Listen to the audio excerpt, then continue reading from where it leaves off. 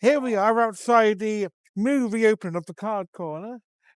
They used to have a shop down there, but now they've moved into the bigger premises, which actually was the former Henrik and Watson, which was a CD and DVD shop. Like, I do have actual memories of being in the shop before, and honestly, going in there does bring the memories back. So it's pretty neat to see that shop be used again.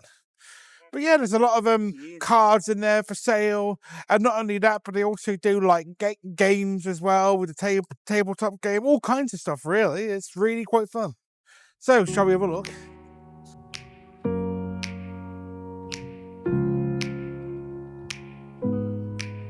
Even though I tried, even though I cried, even though I made mistakes, but they were for you. After all I've seen, well, as you can see, there are lots of trading cards here. Mainly sort of starter packs and booster tins as well, and that's generally what you're going to find on this side, which, a really good way to get into a game is with starter decks, and especially with Yu-Gi-Oh! They always release different, what they call structure decks, which is a way of sort of getting into the game, and then when you get cards, when you get like booster cards, that's when you replace them, and same goes for like, say, Magic the Gathering. They have the same sort of decks that you can start with, before making your own, and there's all kinds of different stuff here, especially like Magic the Gathering's a big company, so there's like Final Fantasy collaborations, and of course even Avatar, like, which is quite crazy when you think about it. But yeah, there's this is where like all the main sort of decks are going to be, even the One Piece card game, which is sort of the new thing. I've seen plenty of adverts about it, I know that. So yeah, like, there's always going to be a way to get into a game, and it's a good place to get started. And yeah, so going on with Magic the Gathering, as I've said before, there are now different sections of Magic the Gathering. So for example, the Aether Drift, which I assume is some kind of wacky racist style thing, which I'm guessing what it is. Bonus points if anyone remembers Wacky Racers, brilliant show. There's also Avatar Last Airbender, like I've mentioned. Final Fantasy, of course, because Final Fantasy is now a long-running video game series. Many people probably are aware of it by now. And there's just like different subsections, like Horizons 3, Doctor Who. I mean, there's a Doctor Who deck now. I mean, that's how really crazy it is. I know there's a Disney version called Lorcana, which is like different version, but yeah, so... Oh, it's even a Marvel Spider-Man. So yeah, like, quite a lot of different companies that Magic the Gathering are doing stuff with, which makes sense. I know they did a Street Fighter one at one point, which that was very surprising, because they did do a Street Fighter collab at one point. So, Elliot, is there anything you've seen that you like? Well, yes, the Magic the Gathering. I played it quite a lot when I was younger, and it was always one of my more favourite hobbies, up there with Warhammer. Well, I still do play Warhammer. But as for Magic the Gathering, it was always one of those nice, well, times what I quite enjoyed doing with my foster carers. And, well, they were the ones who introduced me to it, and they had quite a lot of good cards back in the days when I was there. And there used to be another card shop run by one of his friends right the way up in past Milano's way, if I remember correctly.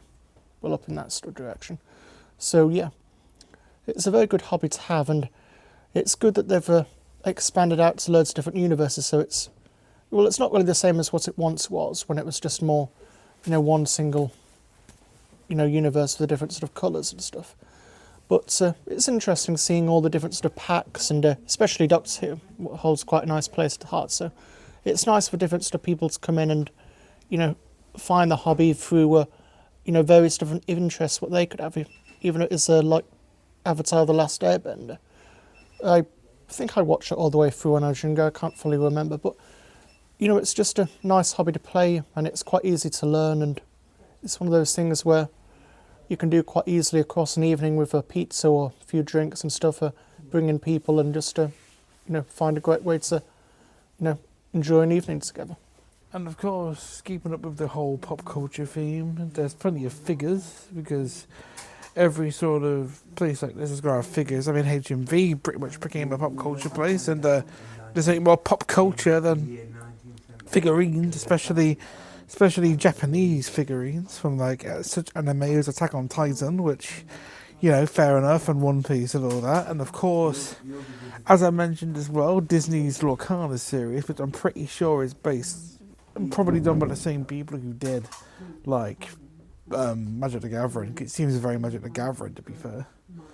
And of course, there's some Pokemon stuff here as well. And I believe this is a deck with this is literally a deck, yeah. It's a ready-to-made card of 60, deck of 60, yeah. Everything needed, playmat and all that. Because, like I said before, there's always a good way, the best way to get into a game is to start a deck. So, and because we need to think about as well, there's some other tabletops here. I've heard of that one before. I don't know how that became popular somehow through like. I believe there was like a board game, and then there was like an animated show that was on something. But a bit of a weird case here, but yeah, still, like, there's all kinds of things here, and I'm pretty sure there'll be more tabletop games here to come as well.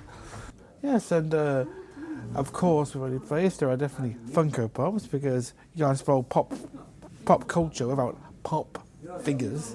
So yeah, there's many things like Stranger Things, Dragon Ball, Hello Kitty, of course, because that's definitely become more popular these days. And you know, like Superman, Marvel, Pokemon, and got some like Warhammer stuff here as well, which I believe are just like miniatures.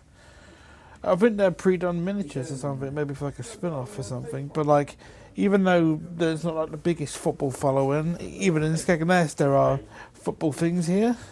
Mainly the stickers, because stickers used to be the big thing back. Because I remember when I was younger, every sort of main thing had a sticker book.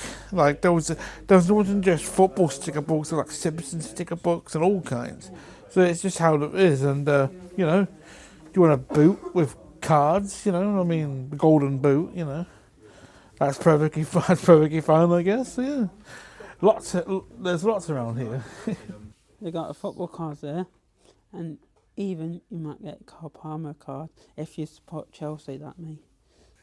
And yeah, like, as with many games, you need playmats, and not every starter deck that comes with playmats. So some people like to just personalise and just have their own stuff, which is basically what playmats are for when you're playing games. You know, that's what the whole put the mat down, you know. Because usually it'll be like some other person have their own playmat, so it'll be like your side, their side, you know, and especially in tournaments and like when you watch it, it's quite interesting to see what people have, and yeah, variety of different playmats for everything, which is pretty neat. And of course, with most cards as well, some people like to keep them in card protectors or sleeves, and these basically fit into cards. So some are different sizes, some are more themed towards the type of game you're playing, but yes, like, you know, your best cards will always go in that kind of thing. It's to protect your cards, and there are plenty of card protectors here.